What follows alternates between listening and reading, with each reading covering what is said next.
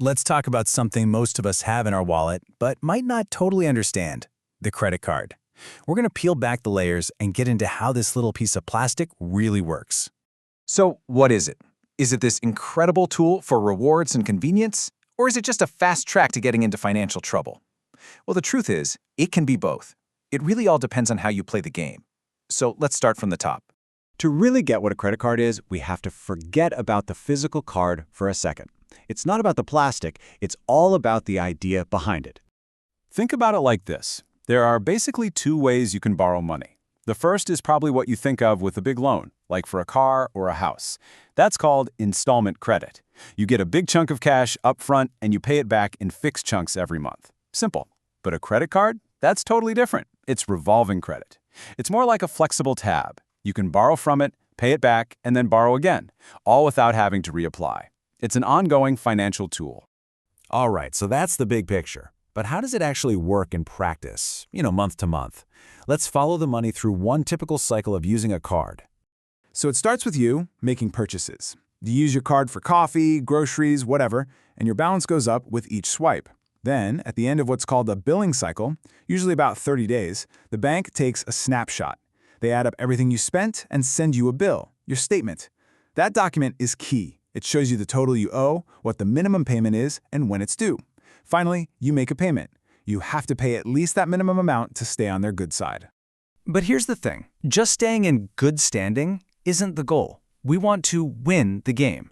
And that brings us to what I call the golden rule. If you only take away one thing today, please let it be this: pay your statement balance in full every single month. Why?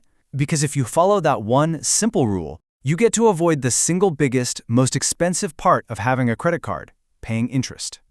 So, what happens if you break that golden rule? And what other little costs are hiding in the fine print? Let's flip the coin and look at how credit cards can get real expensive real fast if you're not paying attention. I really like this quote from NerdWallet. It makes a great point.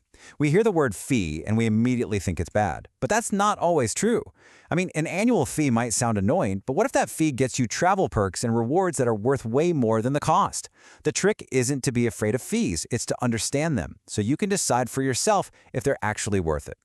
So here are the usual suspects. You've got the annual fee, which is just a yearly cost to keep the card. Then there's the late payment fee. That one's pretty self-explanatory.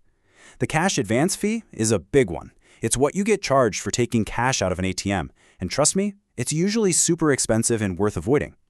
And finally, the foreign transaction fee, which is a small percentage added to anything you buy outside the country. The good news?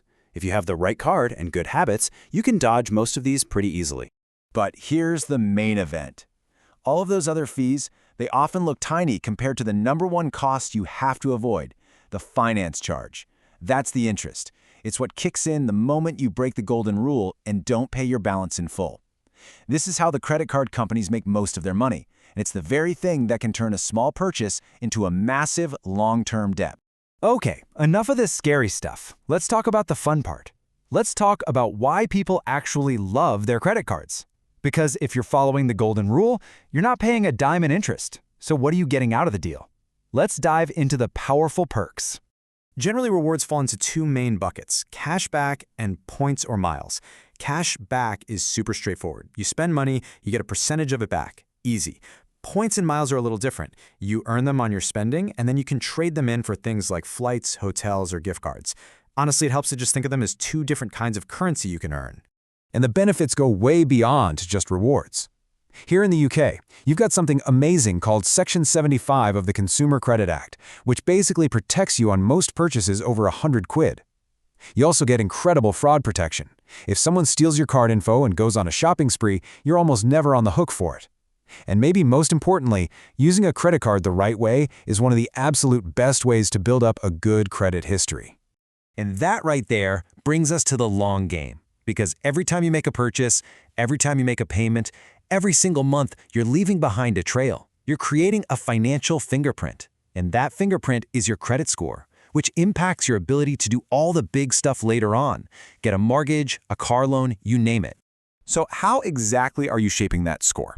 Well, it really boils down to four main things. Number one, and this is the big one, is your payment history. Just paying your bill on time every time is absolutely huge. Second is something called credit utilization. That's just a fancy way of saying how much of your available credit you're actually using. The lower that percentage is, the better. Third is the age of your accounts. Having a long history of paying your bills responsibly looks great to lenders. And finally, credit mix. It actually helps to show you can handle different kinds of credit, like a credit card and an installment loan. When you get right down to it, a credit card is just a tool with very clear rules, very real risks, and some pretty awesome rewards. It can help you build your financial future and travel the world, or it can pull you into a really tough cycle of debt. We've laid out how it all works. The rest is up to you. You know the rules, so how are you going to play the game?